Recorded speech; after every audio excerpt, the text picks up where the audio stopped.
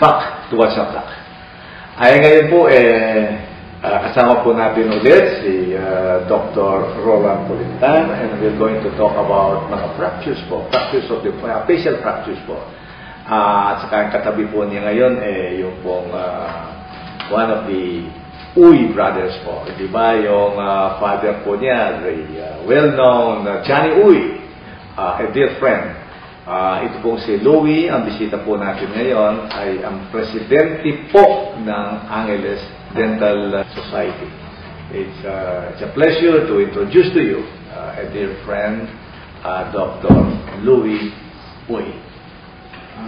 Welcome to What's Up, Doc, Louie. Maraming salamat po sa pag-imbita niyo, Dr. Benenson, ang ating magiging kaibigan. So, ang pag-usapan po natin ngayon, yung ano ba po itong mga fractures na ito na ang mga dental surgeons po nagagawa nila?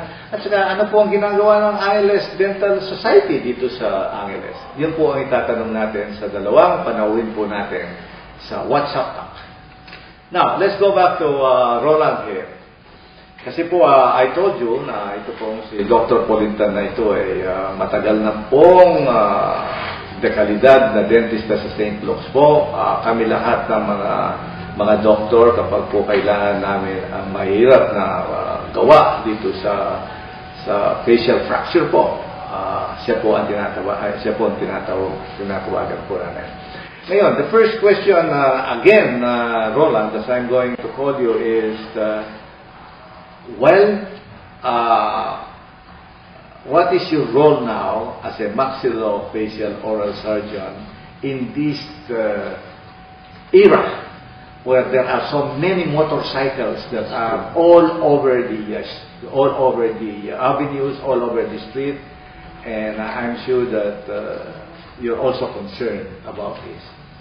Any comment about that? I'm most concerned with the motorcycle riders who don't wear helmets. Okay, you don't wear helmets. Yes, they don't wear helmets, and when they come to a vehicular accident, then a majority of the facial bones are fractured, including the mandible, all the way up to the orbits, maxilla, the condyle, neck, and this can be repaired.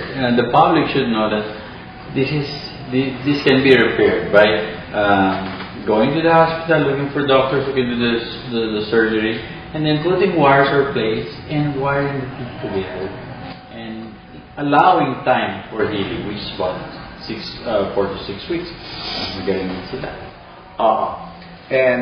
Well, as I told you, it's a team of doctors, and the oral surgeon is one of that team. And most of these injuries are in the face. And so we have these facial surgeons like the ophthalmologist, the ENT, kayo mga oral surgeons. Now, sa St. Luke's, kapit, dito marami kami nakikita dito marami, kasi it's a big institution. Marami rin kayong nagagawa ron. Majority na nagagawa namin as a dental participant in the team, wina-wire namin yung ipin para ma-immobilize. Just like sa baso, pag na-fracture ka, lalo niya kang cast. Sa bibig, pag na-fracture ka, iwa-wire ang ipin mo to immobilize that jaw and allow it to heal. Ayan po ang role po ng oral surgeon. Kasi kaming mga doctors, kamukha nito, wasak ito, ang cheekbone mo, wasak itong orbit mo rito. Kami nagagawa po namin lahat yan Pero ang mahirap po noon, kapag sinabi mo sa mga pasyente, open your mouth.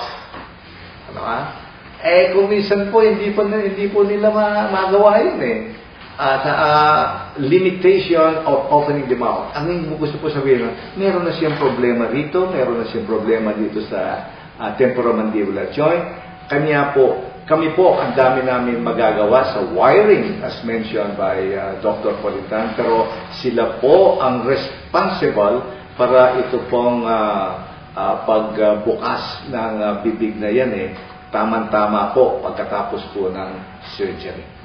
Dahil napakahirap po yung buksan mong bibig, hindi mo niya mabuksan. kaya. Kahit kami po, hindi na namin kaya yan.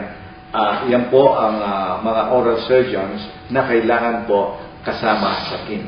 And how extensive are these surgery that you are encountering here in Hangil? Kasi Diwalyong kayo, hindi ba? Opo. Sa Diwalyong kayo, marami kayong nagagawa rin sa Diwalyong. Opo. Yes, doctor. Oo. Ngayon kamukha nun, kapag hindi nila mabuka yung